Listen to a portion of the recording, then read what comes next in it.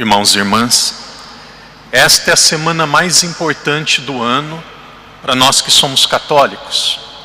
Por isso nós precisamos entender o que nós estamos celebrando e nós também precisamos nos preparar para celebrarmos bem. A celebração de hoje é diferente das missas que nós temos durante o ano. Vocês perceberam que na missa de hoje nós tivemos 2 evangelhos. Nós tivemos o primeiro evangelho logo no início da missa, quando o padre estava na entrada da igreja, onde foi lido, foi proclamado o evangelho da entrada triunfal de Jesus em Jerusalém. E agora nós tivemos o segundo evangelho da paixão de Jesus. Mas por que isso? Por que 2 evangelhos e uma missa só? Por que 2 textos diferentes na mesma missa? No início da igreja, aqui um pouco de história, até o ano 313 os cristãos eram perseguidos pelo Império Romano. Depois o filho de Santa Helena, Constantino, através de um edito chamado Edito de Milão, ele deu liberdade aos cristãos. E até o período que os cristãos tiveram liberdade, os cristãos rezavam nas catacumbas. E a celebração da missa era algo muito raro. A missa acontecia apenas aos domingos. Devido à perseguição, devido à dificuldade de rezar, domingo era o dia que os cristãos se encontravam para rezar. Havia uma missa por semana, a missa era no domingo. Então, no início da igreja, a paixão de Jesus, ela não era celebrada na sexta, não havia missa sexta-feira. A paixão de Jesus, a morte de Jesus, era celebrada neste domingo. Então, hoje se proclamava, no domingo anterior ao domingo da ressurreição, se proclamava a morte de Jesus. Depois, no domingo seguinte, se celebrava a ressurreição de Jesus. Então, nestas 2 missas, se celebrava todo o mistério da paixão, morte e ressurreição de Jesus. Depois, ali aproximadamente de 400 anos, a igreja começou a ter o tríduo pascal. Aquilo que nós temos na quinta, aquilo que nós temos na sexta, no sábado e também no domingo pela manhã. E aí a igreja, na sua sabedoria, ela discerniu que é pedagógico, que é litúrgico, que é bom continuarmos celebrando do jeito que era no início. Então nós continuamos tendo o Evangelho da Paixão no dia de hoje, mesmo não sendo o dia da Paixão mesmo, e nós temos também o Evangelho da Ressurreição. Quando nós pensamos nos momentos mais importantes da Semana Santa, que nós chamamos de tríduo pascal, normalmente nós temos este pensamento. Temos a missa da quinta-feira, depois temos a celebração da sexta-feira à tarde, depois celebramos no sábado à noite a vigília, e no domingo pela manhã celebramos a ressurreição. Aqui é como se fossem 4 dias. Nós temos a quinta, a sexta, o sábado e o domingo. Jesus faleceu aproximadamente 3 horas da tarde na sexta-feira. E nós sabemos que a liturgia, o Evangelho diz que ele ressuscitou depois de 3 dias.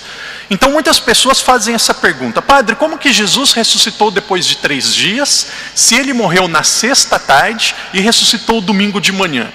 Ali dá no máximo 1 dia e meio. Como que podem ser 3 dias? Ontem, o padre é capelão do colégio aqui ao lado, eu conversava com as crianças, os jovens que são catecúmenos, que vão receber o batismo, e eu dizia assim para eles: vocês acham que na época de Jesus havia WhatsApp? Não. Na época de Jesus havia WeChat? Não. Na época de Jesus havia telemóvel? Não. São inteligentes. Na época de Jesus havia internet? Não. Na época de Jesus havia relógio como nós temos hoje? Não. Na época de Jesus o dia começava à meia-noite? Não. Que horário que começava o dia na época de Jesus? O dia na época de Jesus começava quando aparecesse a 3ª estrela no céu. Escureceu, as pessoas podem contar 3 estrelas no céu, é o novo dia. Algumas pessoas têm uma visão simplória que diz assim: escureceu é o novo dia. Isso daqui é muito subjetivo. Como que a gente sabe se escureceu mesmo? Às vezes parece que escureceu, mas não escureceu direito. Então os judeus, às vezes a gente tem essa tendência de achar que as pessoas no passado eram ignorantes, as pessoas no passado não tinham cultura. Aqui é só um parênteses. Alguém encontra igrejas construídas na atualidade tão belas como as igrejas da Idade Média? Em Portugal, as igrejas que são construídas hoje são tão belas, tão arquitetonicamente tão bem feitas como a igreja de antigamente? De jeito nenhum. E tem gente que acha ainda que a Idade Média, a Idade das Trevas, a Idade do Atraso, que hoje nós temos a inteligência, a tecnologia, muito pelo contrário. Um dia, se vocês forem ao Egito, nós vemos as pirâmides do Egito, como que aquilo surgiu. Então o ser humano ele sempre foi inteligente. O ser humano sempre foi sábio. O ser humano sempre utilizou dos meios que ele tinha. Então os judeus pensavam assim: apareceu as 3 primeiras estrelas no céu, nós temos o novo dia. Então aqui nós vamos tirar essa concepção de tempo, o dia a partir da meia-noite, e nós vamos entrar na cabeça dos judeus e da mentalidade da época de Jesus. O tríduo pascal, os últimos dias de Jesus são divididos na sexta, no sábado e no domingo. Quando que começou a sexta-feira? Começou à meia-noite? Não. A sexta-feira começou, falando agora do nosso tempo, a sexta-feira era como se começasse na quinta por volta das 7 horas da noite. Então tinha 3 estrelas no céu, pelo menos, na quinta-feira à noite já era sexta. Na época de Jesus, na mentalidade de Jesus, na mentalidade daquela época, quando que foi a última ceia? Na sexta-feira. A última ceia foi no comecinho da sexta-feira. Por que nós falamos que a última ceia foi na quinta? Porque para nós o dia começa meia-noite. Antes de meia-noite é quinta, mas para eles, quando escureceu já era sexta. Então o que nós temos na sexta-feira?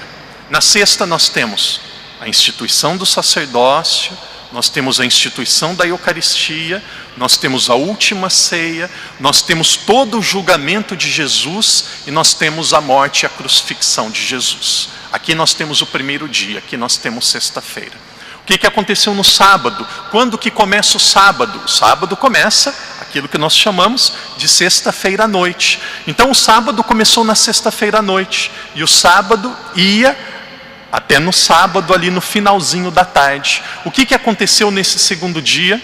O que se celebrou nesse segundo dia? Nada.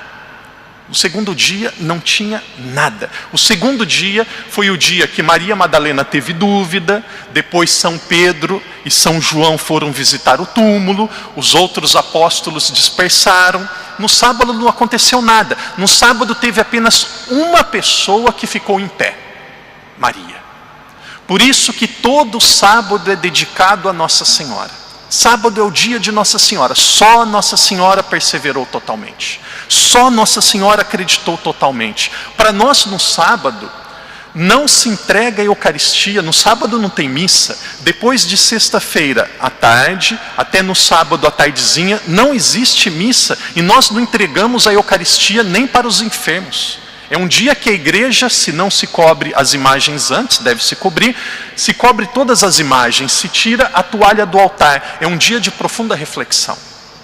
E aí no domingo, quando que começa o domingo? Domingo começa no sábado à noite. E aí no domingo nós temos a ressurreição de Jesus. Algumas pessoas pensam assim: por que nós celebramos a ressurreição de Jesus no sábado à noite e cantamos glória se Jesus ressuscitou no domingo? Novamente, o dia, para os judeus, não começa meia-noite, começa na véspera à noite. Então, sábado, depois que escurece, já é noite. Nós temos a sexta, última ceia, sacerdócio. Nós temos o lava-pés.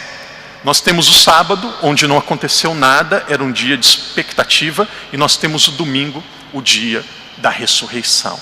É assim que nós celebramos a nossa fé, é assim que nós celebramos o tríduo pascal. Quando nós olhamos para aquilo que aconteceu com Jesus, quando nós olhamos para a paixão de Jesus, seguramente no nosso coração existe uma dor muito grande. Por que Jesus passou por isso? Jesus não merecia passar por aquilo que ele passou.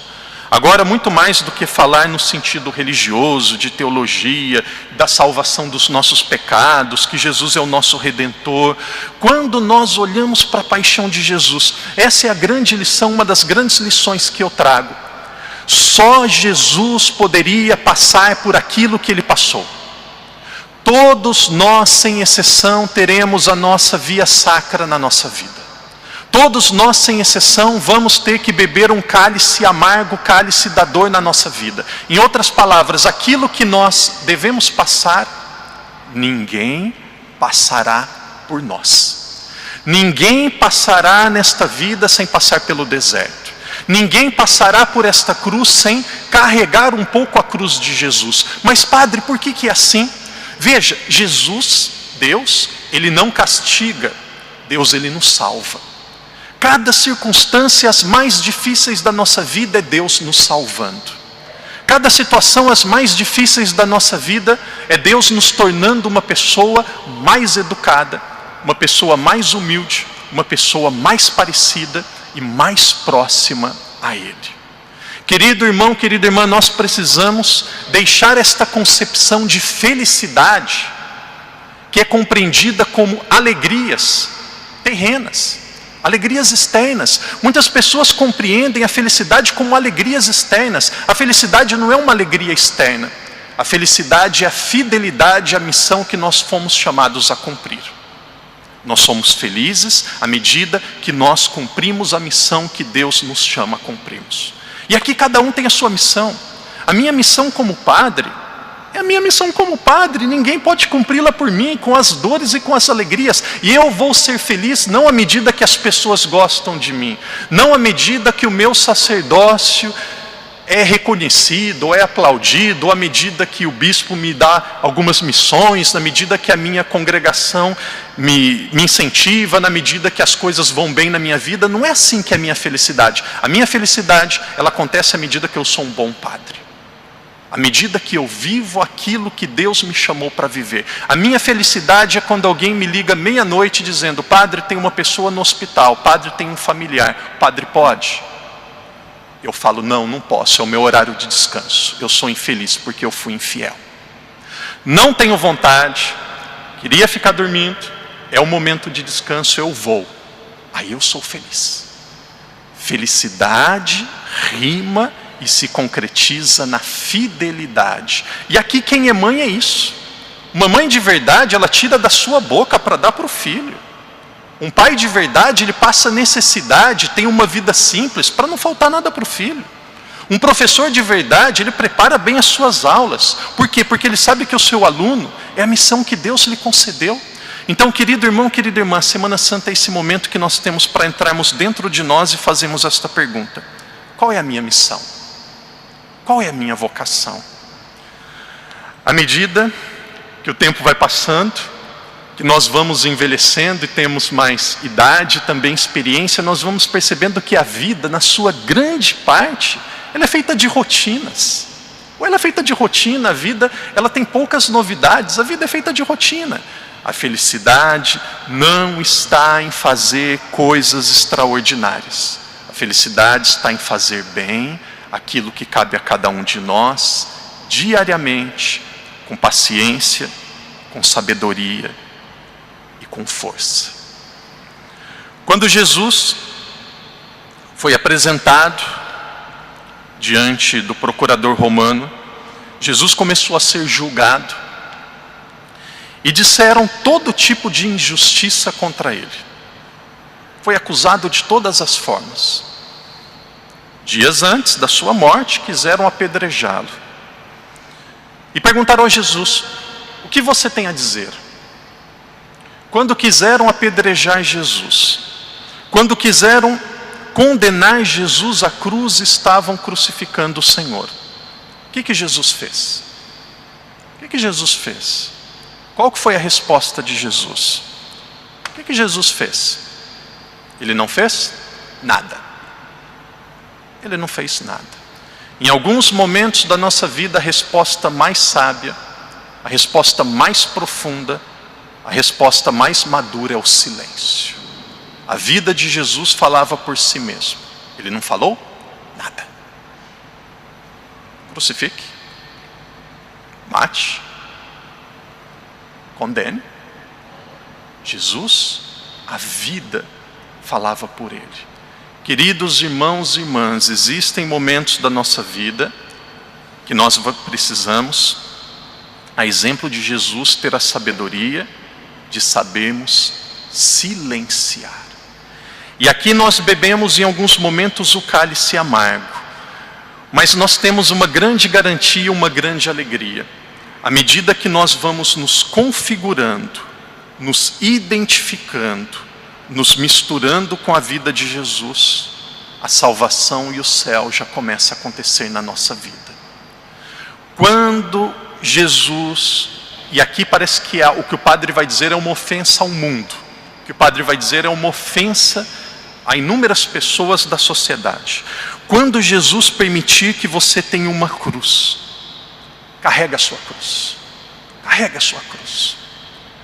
Não seja uma pessoa rancorosa, não seja uma pessoa vingativa. Pessoas acusando a mãe, acusando o pai, pessoas acusando colegas de trabalho. Jesus, que sabedoria quando ele falou, a boca fala do que o coração está cheio.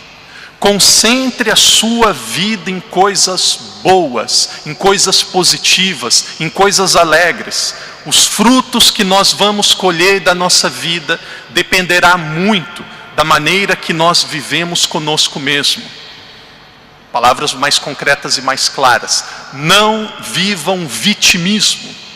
Não viva se lamentando. Ah, porque eu sou desta cor. Ah, porque eu sou desta altura. Ah, porque eu nasci neste lugar. Ah, porque minha mãe fez isso. Ah, porque os padres são assim. Ah, porque agora tem vários escândalos em Portugal. Ah, porque agora é desse jeito.